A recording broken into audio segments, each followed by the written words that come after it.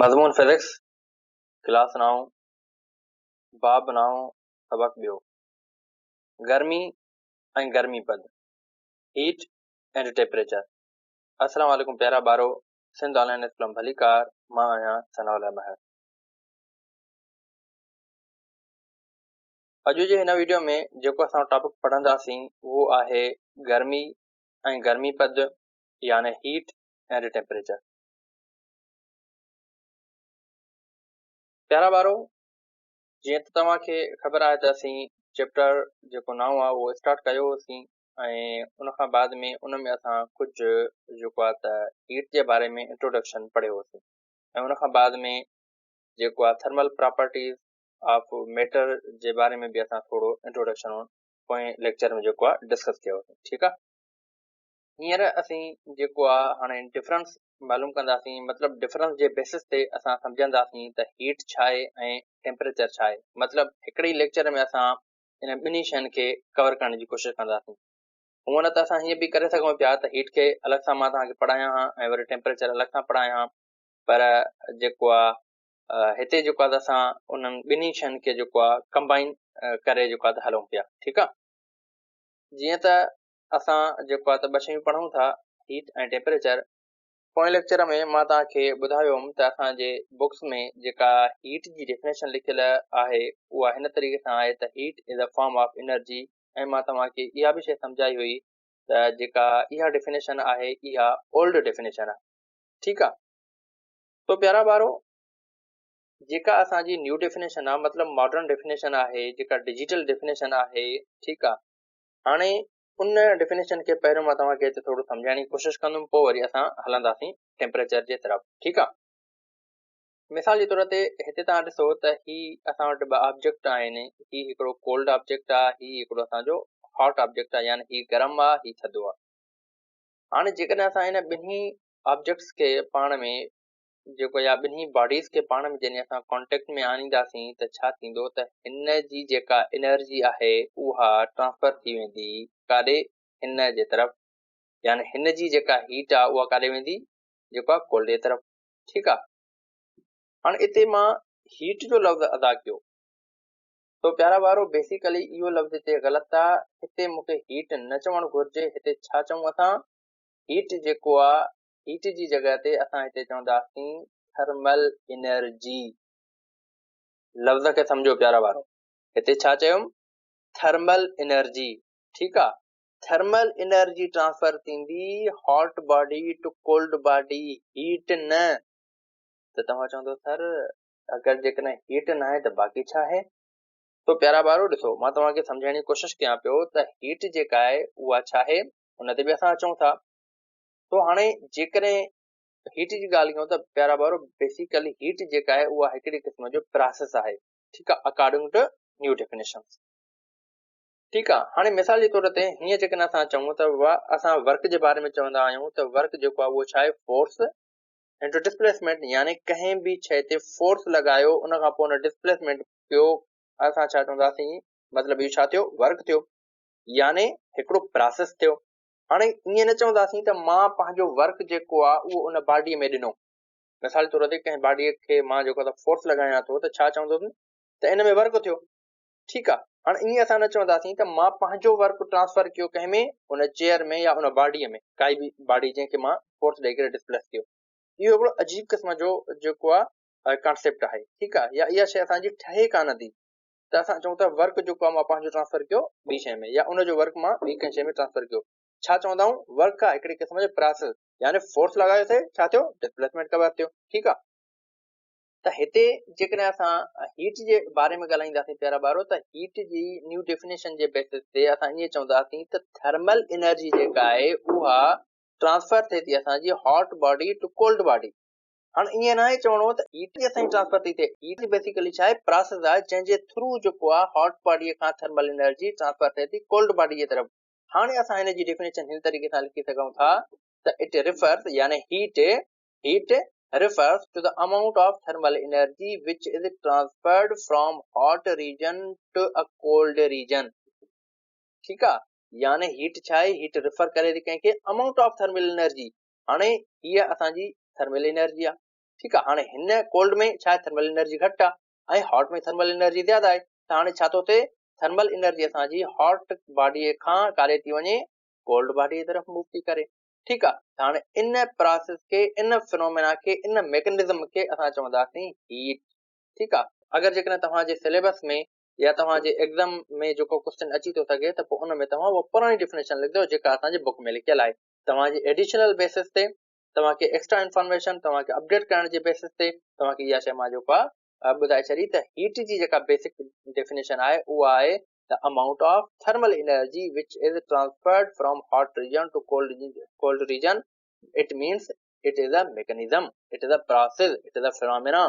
ठीकु आहे। इन हिकिड़े फिनोमेना, इन हिकिड़े मैकेनिज्म जो नालो आहे हीट।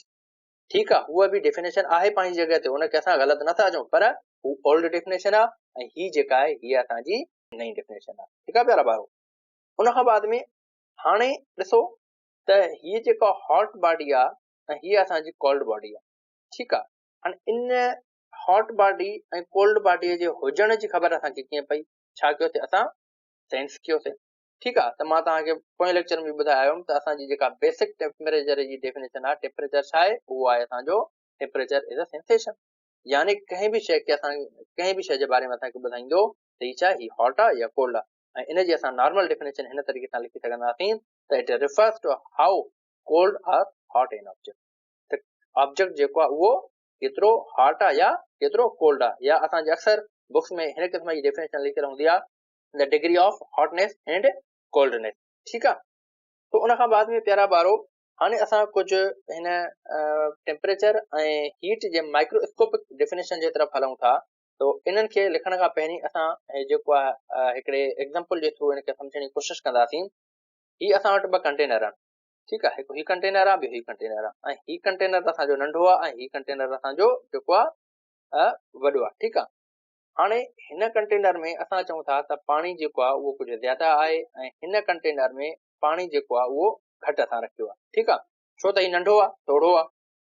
उन खां पोइ असां छा था कयूं प्यारा ॿारो, बेसिकली असां हिन ॿिन्ही कंटेनर जे हेठां जेको आहे एनर्जी ॾियूं था, यानी हिनखे बाहि था ॾियूं। ठीकु आहे। हाणे जॾहिं बाहि ॾींदासीं त छा थींदो, हिननि में थर्मल एनर्जी असांजी ईंदी। ठीकु आहे। ऐं उन खां पोइ जेका असां एनर्जी हिननि में ॾियूं था, ठीकु आहे, जेतिरो असां हिनखे गरम कयूं था उहो असां ॿिन्ही खे इक्वल अमाउंट जी एनर्जी ॾियूं था। मिसाल जे तौर ते त हिते मां जेको आहे 100 जूल ॾिनी ऐं हिते बि मां 100 जूल ॾिनी।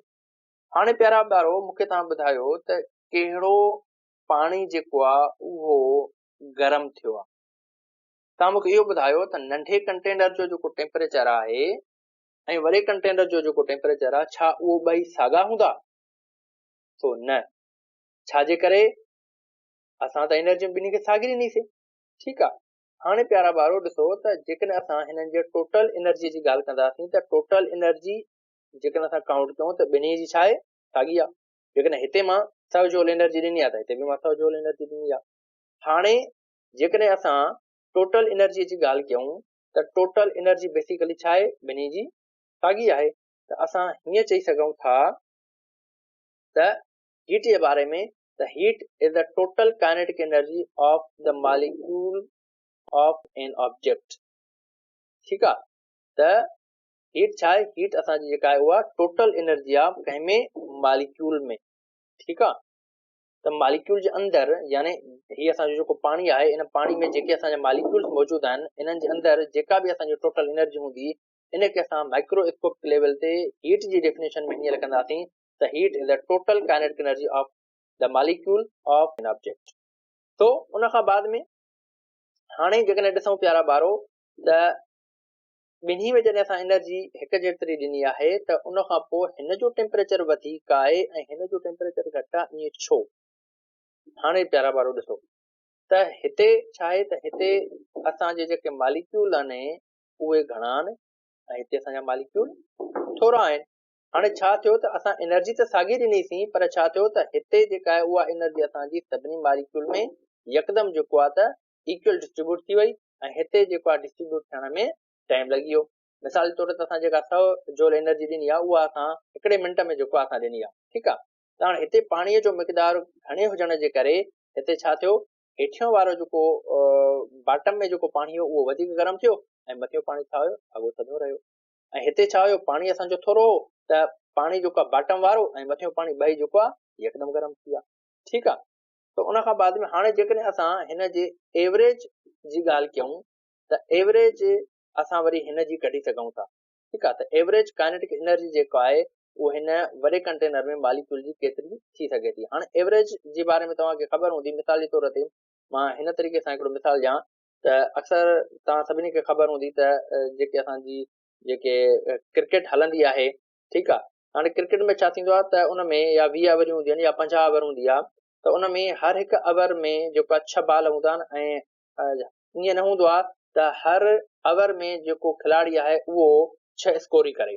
पोइ छा हूंदो आहे त जेकॾहिं असांजा 300 बॉल आहिनि यानी 50 ओवर जी असांजी जेको आहे गेम आहे, त पोइ छा थींदो आहे त कंहिं का ओवर बीट थी वेंदी आहे, कंहिं में 2 स्कोर थींदो आहे, कंहिं में 24 स्कोर थींदो आहे, कंहिं में 12, कंहिं में 9। ठीकु आहे। ईअं मतिलबु हर हिकु ओवर में मुख़्तलिफ़ स्कोर थींदो आहे ऐं कंहिं ओवर में कुझु बि स्कोर न थींदो आहे।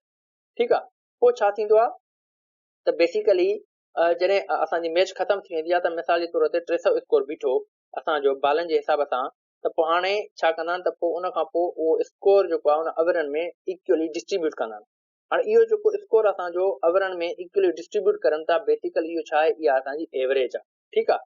त हिते बि असां छा था कयूं, हिते बि इन क़िस्म जी असां एवरेज कढंदासीं त जेको आहे हेठां जेके मॉलिक्यूल आहिनि उन में त एनर्जी वधीक आहे, पर मथियां जेके मॉलिक्यूल आहिनि जेके सरफेस आहिनि उन में त एनर्जी एतिरी न हूंदी। पोइ छा कंदासीं, उन ॿिन्ही जी असां एवरेज कढंदासीं। ठीकु आहे। हाणे जॾहिं उन ॿिन्ही जी असां एवरेज कढंदासीं त छा थींदो, उन सॼे कंटेनर में जेके बि मॉलिक्यूल आहिनि उन्हनि सभिनी ते असांजी उहा एनर्जी जेका आहे इक्वली डिस्ट्रीब्यूट थी वेंदी। ठीकु आहे। हाणे हीअ जेका इक्वली असांजी एनर्जी डिस्ट्रीब्यूट थी सभिनी मॉलिक्यूल्स में, यानी जेका असां एवरेज कढीसीं, हाणे इंडिया असां चवंदासीं वरी त टेम्परेचर आहे। ठीकु आहे। यानी टेम्परेचर जी असां माइक्रोस्कोप लेवल ते जेका डेफिनेशन लिखंदासीं उहा कीअं लिखंदासीं, temperature is the average kinetic energy of the molecule of an object. ठीकु आहे। त मतिलबु छा थी त एवरेज जेका काइनेटिक एनर्जी आहे मॉलिक्यूल जी उनखे असां माइक्रोस्कोप लेवल ते टेम्परेचर चवंदासीं। अगरि जेकॾहिं total kinetic energy of the molecule जी असां ॻाल्हि कंदासीं त उहा छा थींदी, उहा असांजी थींदी हीट। ठीकु आहे प्यारा ॿारो। तो अहिड़े नमूने सां हाणे असां वरी हलूं था त बेसिकली हीट खे जेको आहे रिप्रेज़ेंट कबो आहे उहो कबो आहे क्यू सां। ठीकु आहे। उन खां बाद में टेम्परेचर खे जेको असां रिप्रेज़ेंट कंदा आहियूं उहो कंदा आहियूं असां वरी कैपिटल टी सां। ठीकु आहे। उन खां बाद में अगरि जेकॾहिं असां हुननि जा यूनिट्स जी ॻाल्हि कयूं त छा थींदो आहे त एसआई यूनिट जेको हीट जो आहे उहो छा आहे, जॉल आहे, जंहिंखे असां कैपिटल जे सां रिप्रेज़ेंट कंदा आहियूं। उन खां बाद में जेको एसआई यूनिट टेम्परेचर जो हूंदो आहे उहो हूंदो आहे वरी केल्विन। ठीकु आहे। जंहिंखे असां कैपिटल के सां जेको आहे शो कंदा आहियूं। ठीकु आहे। उन खां बाद में अदर यूनिट्स जी अगरि जेकॾहिं असां ॻाल्हि कयूं प्यारा ॿारो त अदर यूनिट्स में जेको हीट जो यूनिट हूंदो आहे उहो हूंदो आहे वरी कैलरी। ठीकु आहे। ऐं उन खां बाद में टेम्परेचर जे अदर यूनिट जी ॻाल्हि कयूं त उन में असांजा 2 अदर यूनिट्स अची था वञनि, हिकु आहे फ़ारेनहाइट ऐं ॿियो आहे वरी सेल्सियस, जंहिंखे असां सेंटीग्रेड जे नाले सां बि सॾींदा आहियूं। ठीकु आहे। तो अक्सर असां चवंदा आहियूं त ॿार खे हेतिरो आहे सेंटीग्रेड बुखार आहे, जेको आहे 100 आहे, 102, 90 आहे, 80 आहे। ठीकु आहे। त सेल्सियस या सेंटीग्रेड। उन खां बाद में प्यारा ॿारो हिन खे मापण जे लाइ यानी हीट खे मापण जे लाइ जेको असां इंस्ट्रूमेंट यूज़ कंदा आहियूं उनखे चइबो आहे कैलोरीमीटर। ठीकु आहे। ऐं उन खां बाद में टेम्परेचर खे मापण जे लाइ जेको असां इंस्ट्रूमेंट यूज़ कंदा आहियूं उहो हूंदो आहे असां वटि थर्मामीटर। ठीकु आहे। हाणे हीउ जेको थर्मोमीटर हूंदो आहे उनजे बारे में तव्हां सभिनी खे ख़बर आहे त हीउ छा हूंदो आहे। ठीकु आहे। तो इंशाल्लाह नेक्स्ट लेक्चर में वरी जेको आहे मां तव्हांखे थर्मोमीटर जी बिल्कुलु जेको आहे कंस्ट्रक्शन जे बारे में जेको आहे त डिटेल में सम्झाईंदुमि त कहिड़े नमूने सां ठहियल हूंदो आहे ऐं हिन जो वर्किंग फंक्शन जेको आहे कहिड़े नमूने सां थींदो आहे। ठीकु आहे। तो मूंखे उमेद आहे तव्हांखे हीउ जेको लेक्चर आहे उहो बि सुठे नमूने सां सम्झ में अची वेंदो ऐं इहो कॉन्सेप्ट क्लियर थी वेंदो त हीट ऐं टेम्परेचर जेका छा आहिनि ऐं इन ॿिन्ही में जेको आहे कहिड़ो कहिड़ो डिफरेंस आहे। तो इंशाल्लाह नेक्स्ट लेक्चर में वरी असां नए टॉपिक सां गॾु मिलंदासीं। तेसिताईं अल्लाह हाफ़िज़।